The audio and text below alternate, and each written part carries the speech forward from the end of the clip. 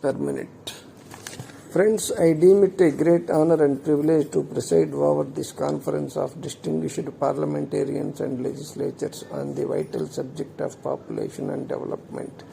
The main objective of today's deliberations is to create an awareness among the people and secure their cooperation in our family welfare program in the overall context of the country's developmental efforts. Some prospective studies have established that with the present growth rate of population, the world population might double in a few decades. The direct effect will be that financial outlays on social services will immensely increase, thereby creating severe budgetary restraints. Under such conditions, you can visualize the fate of posterity. Nothing cast a darker shadow on the future of mankind than the phenomenon of population explosion. The history of economic development of the advanced nations and the appalling conditions in which the people of the developing and underdeveloped countries are living corroborates the dictum that population and development are correlated and interconnected. With limited land and inadequate resources, it is becoming increasingly difficult for many countries to cope with problems arising out of their swelling population. It has also come to stay as one of the major causes of the yawning gap in the rate of economic development between the rich and the poor nations. While a dramatic increase of the population has been registered in developing countries, it is gratifying that there has also been a remarkable awakening about the acute problems posed by this phenomenon. The likelihood of rapid slowing down of population growth does not, however, seem imminent. Still, ambitious policies to spread the message of family planning have been introduced in countries representing over 70% of the population of the developing world, and this is the only mitigating circumstances in the present state of affairs.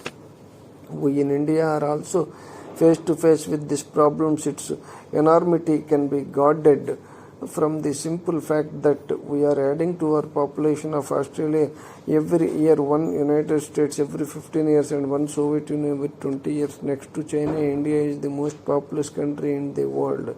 Our land area is less than 2.5% of the world's total land area, but we have more than 15% of the world's population. The provisional results of the latest census operations have placed India's population around 700 million. The simple fact which has emerged is that during these 30 years, over 300 millions have been added to India's population. The latest economic survey reveals that the gross national product has been growing at a rate of 3.5% during this period as compared to 1.25% over the middle of 19th century. It is a great achievement for the country to be ranked 10th in industrial production and 4th largest grain producer in the world. These have, however, to be viewed against the background that the population growth rate of over 2% has considerably eroded the per capita income.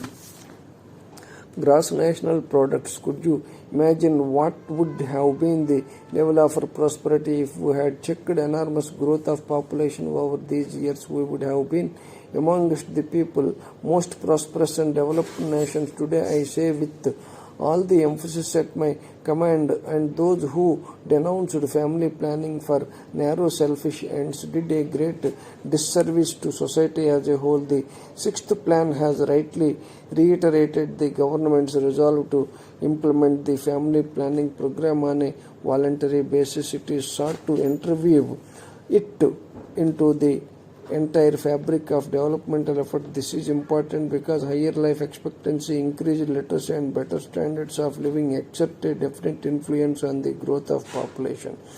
This has been the experience of the developed countries, which have passed from high birth and death rates to low ones. We can no doubt solve the problems of excessive population through legislative measures, but the experience in several countries has shown that legislation is neither social education nor a substitute for motivating public opinion. To highlight the impending dangers, I feel that motivation for population control must come from the people themselves.